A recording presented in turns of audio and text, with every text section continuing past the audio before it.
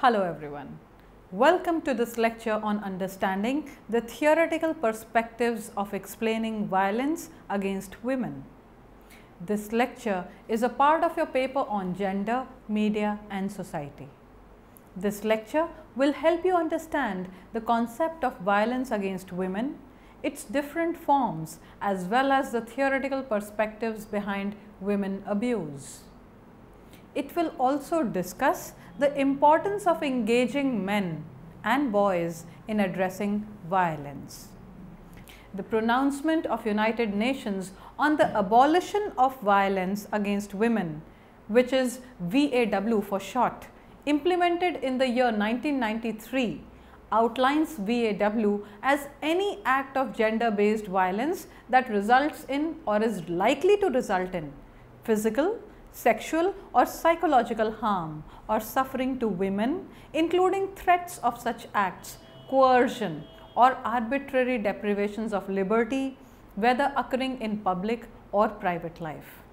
According to United Nations, this definition was given in the year 1993. VAW is an act of defilement of human rights as well. It hinders the perspective of women to progress their capabilities, enjoy their fundamental freedoms and lead a meaningful life based on freedom of choice.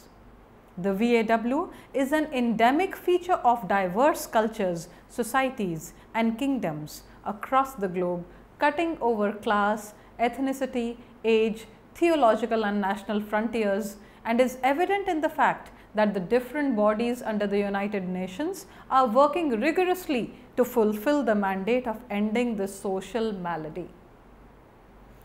Notwithstanding such overwhelming global advocacy and adoption of legal measure, VAW continues unabated across the world. The most common form is interpersonal violence.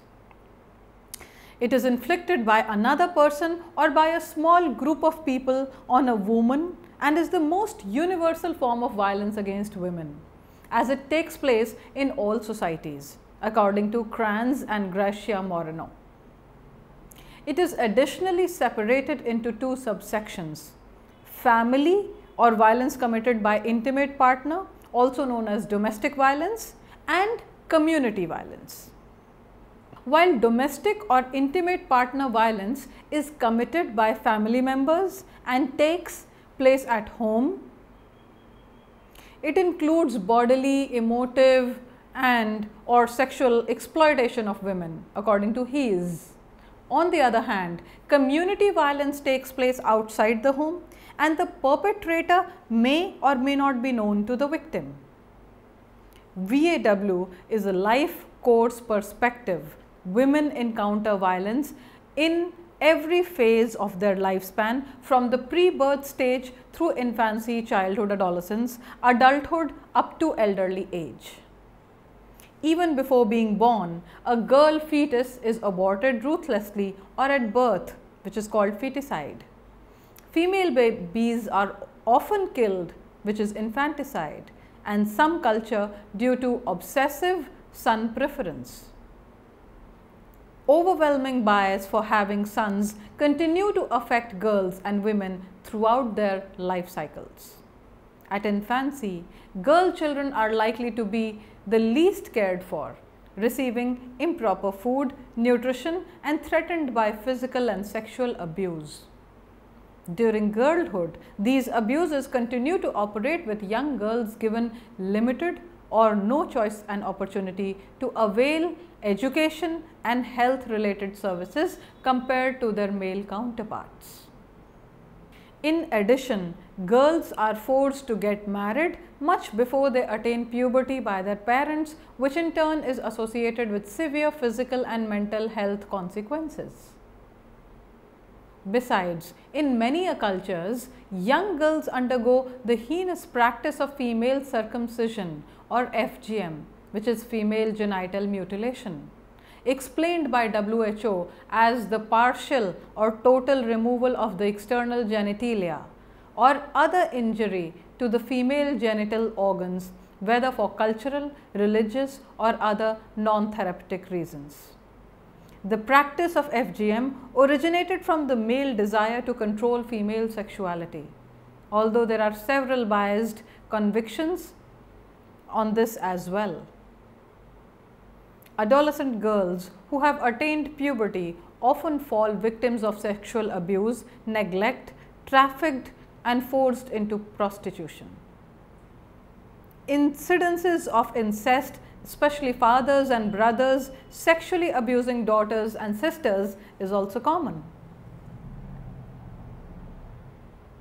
During this age, adolescent girls also experience dating and courtship related violence such as acid attacks, honor killings, etc. Women are at a higher risk of facing violence after marriage, which includes occurrences of domestic violence, where the husband or sometimes in-laws might attack, rape or commit murder.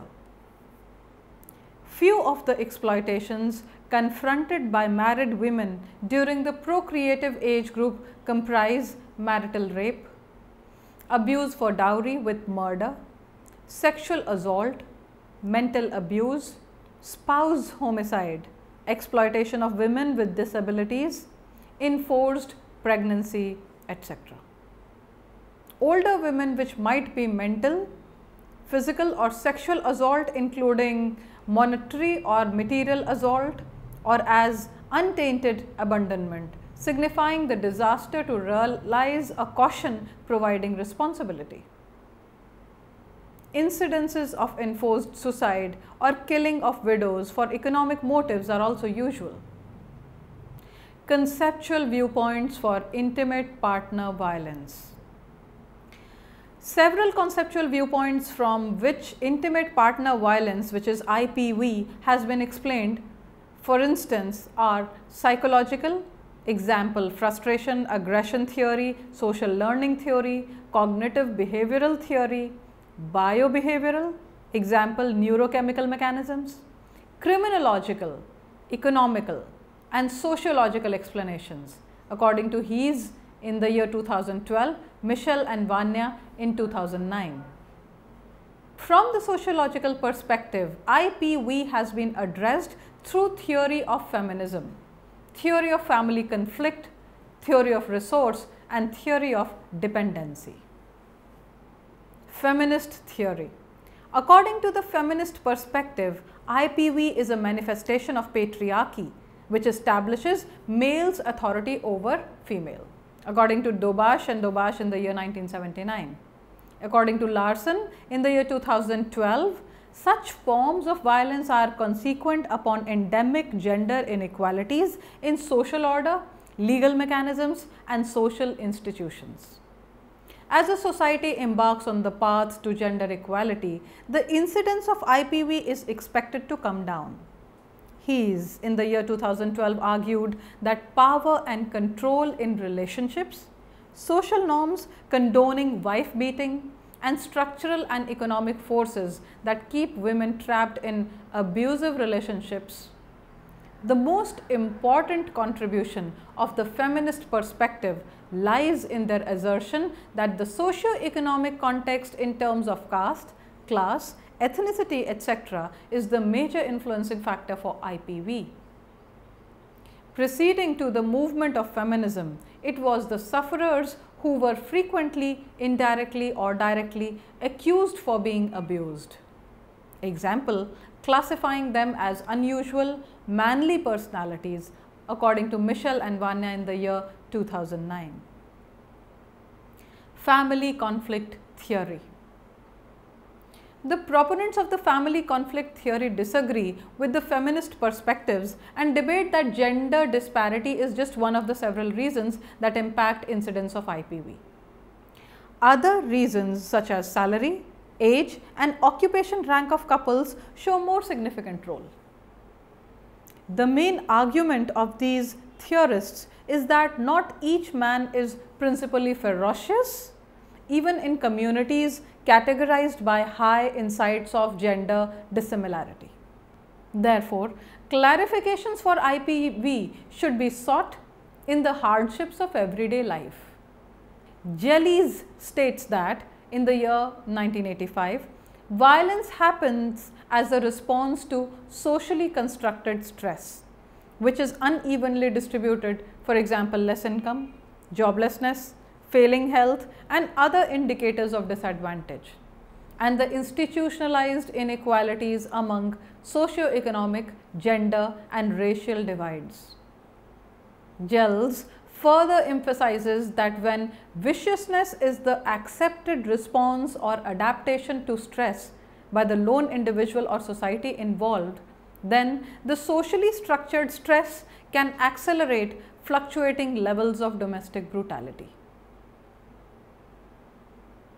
Resource theory. Good in 1971 for the first time put forward the resource theory to explain IPV. He argued that imbalance of power between two companions is frequently catalyzed by the assets that the individuals subsidize to the connection. He also asserted that force and its threat can be used when other resources are unavailable or have proved ineffective. That is, men with fewer resources outside the relationship, say for example, when facing unemployment or financial hardship, are more likely to make use of violence in order to re-establish their control within the relationship, according to Larson. An addition of the theory of resource is recognized as relative resource theory. It highlights on the disbalance in financial and societal assets between males and females in a communion rather than absolute resources being held by men, according to Macmillan and Gartner in the year 1999 and McCloskey in the year 1996. Thus, those males who possess lesser assets such as income or education in comparison to their female co-equals are more likely to perpetrate IPV to regain their power. Based on this perspective, the gender resource theory moves a step further and proposes that IPV is rather an interaction between status inconsistencies in relationships and the male partner's gender ideology, according to Larson. It interpreted in simple terms that if men's psyche are not informed by patriarchal ideologies that ordain men as the breadwinner and women as the homemaker stereotype, if they view their female counterparts as equal partners in the relationship, then they would not need to reassert their supremacy over their female partners through the use of violence, according to Atkinson. Dependency theory. Dependency theory reconciles the concept around the patrilineal construction of society and those that emphasize the role of socio-economic factors. The main argument of this theory is that complete socio-financial assets of women are the greatest crucial issues moderately than the assets of either the family or the men be it absolute ownership or relative ownership vis-a-vis the women. The argumentation line conditions that the low socioeconomic status accorded to women in patriarchal societies entitle them to limited opportunities and expose them to multiple constraints, which in turn weaken the control of women upon their lives, rendering them to rely on their male partners. This also put them at higher feeling male violence, according to Rodriguez, Maines and Safronoff in the year 2012. Brutality against women in public spaces. In an earlier chapter in this module, it has been discussed that sexual division of labor and framing the private sphere as the legitimate place for women are the primary reasons behind women's subordinate status in the society. Patriarchal structures, through a range of moral injunctions about gender appropriate behavior, ensure that women do not transgress this socially decreed spatial boundary between the private and the public. Such segregation of spaces, although not always complete in the sense that the private and public spaces routinely seem to overlap is the most apparent and rigidly enforced in the cities. The city is looked upon by many as the representation of masculine agency and culture, which excludes women. Research on women's access to public spaces points out that women are more probable to encounter fear of violence in public spaces, even if they have not faced any act of violence personally in these places. Socialization plays an important role in teaching them that public spaces are not places where good women hang around. Thus, the notions of shame and honor, social stigma, reward and punishments, ideal femininity, etc. also operate behind women's anxiety in public places. In order to avoid risking their reputation and reproduce respectability even as they access these masculine spaces, they tend to adhere to different forms of avoidance behavior, like avoiding a few corners of the city or avoiding venturing out after night falls, which actually limits their life choices, both for work and leisure. Valentine in the year 1989 opined that the amalgamation of terror with public places and the simultaneous protection initiated by women constitute a spatial expression of patriarchy. It is due to this terror that city places are encountered contrarily by men and women. In the Indian context, significant contributions have been made by Phadke in the year 2007 and Ranade again in the year 2007 in their work on mapping the public spaces of Mumbai. Ranade opined that females, when moving via the public place, walk purposefully and avoid those spaces which are considered as unsafe and unrespectable, such as bars, lottery shops, etc. She concluded that women can only acquire public space rightfully when she can find out a sense of justification for being in such spaces. Phadke in the year 2007 maintained that the risks in respect to women in public spaces include that of potential physical assault, jeopardizing their reputation, the risk of being blamed for inviting sexual assault onto themselves, and the risk of losing access to the resources and opportunities that the public spaces offer to the citizens. Although some scholars observe that the assumptions about women's fear in public places is an outcome of stereotypes about their timidity and fearfulness in the face of a male aggression. Further, they observe that the more women would claim the public spaces, the less will be their fear of being victimized due to male violence therein. However, this may not be always true. As observed by Paul in the year 2013, the professional working women in night shifts at the BPOs, which is the business process outsourcing, and KPOs, which are knowledge process outsourcing centers in the Kolkata city, despite routinely engaging with public spaces during odd hours of the night, continue to feel sexually intimidated and apprehensive, irrespective of the sectors in which they are working. This is partially because it is in the usually accessed public spaces that they develop some claim to rightful utilization by routinely engaging with these spaces, according to Paul in the research in the year 2011, and acquire a sense of at-homeness within the domain of their known spaces through repetitive use.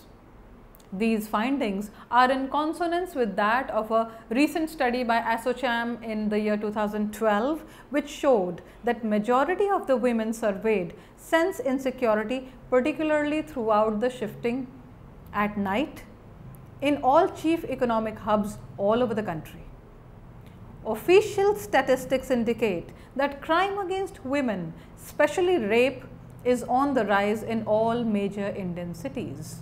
In particular, the 16th December 2012 incident of the violent gang rape of a 23-year-old Delhi medical student triggered momentous public sentiment and renewed focus on the Park Street rape case in Kolkata that took place early in 2012.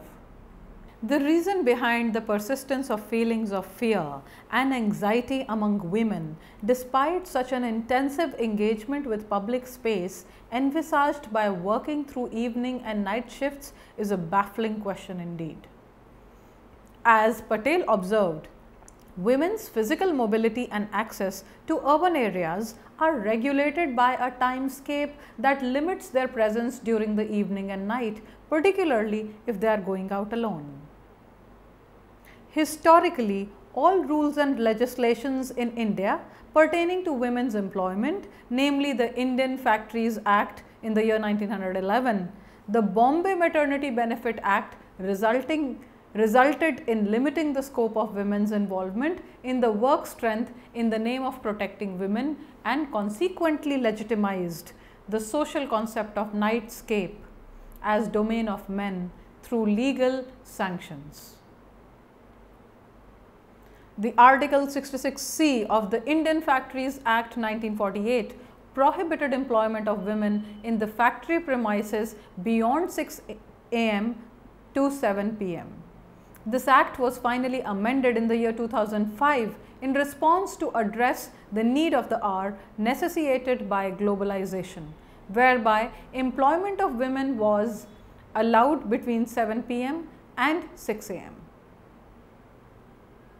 About 92% of working women feel insecure, especially during night, in all major hubs of economic activities across the country, especially in key segments such as BPOs and ITs, hospitality, civil aviation and nursing homes. Public transport, buses and roadsides are reported as spaces where women and girls face high level of sexual harassment. It said about 56% of such workforce in medium sector is quite apprehensive about their safety and security, particularly after the dark is set in. Engaging men and boys in addressing VAW.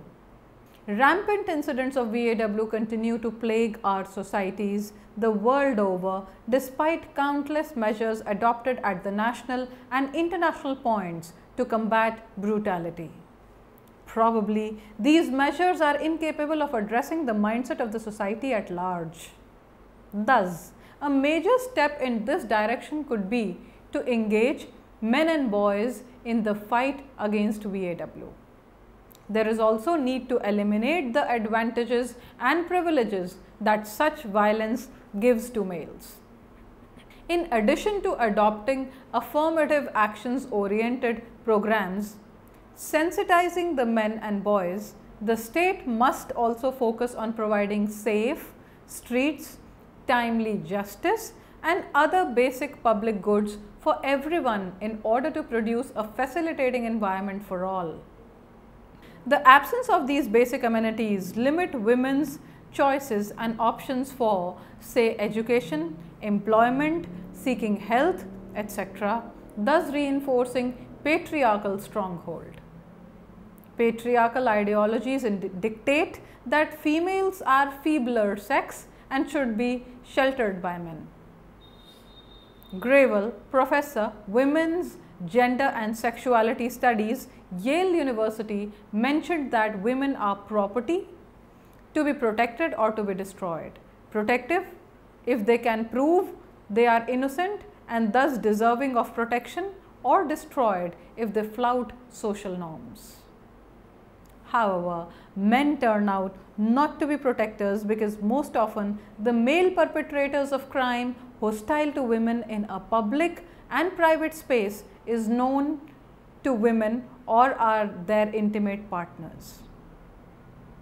Even the state and its various functionaries, being the citadel of masculine power, fail to provide protection to the women. Most cases of rape are not registered by the police, and incidents of blaming the victim for inviting such untoward incidents by dressing or behaving improperly in the public spaces are rampant. In contemporary India, rape has emerged as a brazen display of male power. That both men as well as boys require to be involved in slowing down the unrelenting march of patriarchal ethos has gained considerable advocacy in recent times. Merely focusing on women's empowerment is not likely to adequately address violence-related issues. In fact, several studies point out that women's greater access to economic resources, microcredits or employment expose them to greater risk of violence because it challenges the patriarchal status quo between men and women. According to the International Conference on Population and Development, which is ICPD, held in the year 1994, men play a key role in most societies. They exercise preponderant power in every sphere of life. To promote gender equality, it is necessary to encourage and enable men to take responsibility for their sexual and reproductive behavior and their social and family roles. The International Conference on Population and Development in Cairo 1994 and the Fourth World Conference on Women in Beijing 1995 completely changed the way in which men and masculinities were conceived and situated within the discourse of women's empowerment and gender equality. Boys and men came to be recognized as integral part of the fight for gender justice. This is especially relevant in India, where the construction of masculinity and real man is remarkably influenced by class, caste, linguistic ethnicity, etc.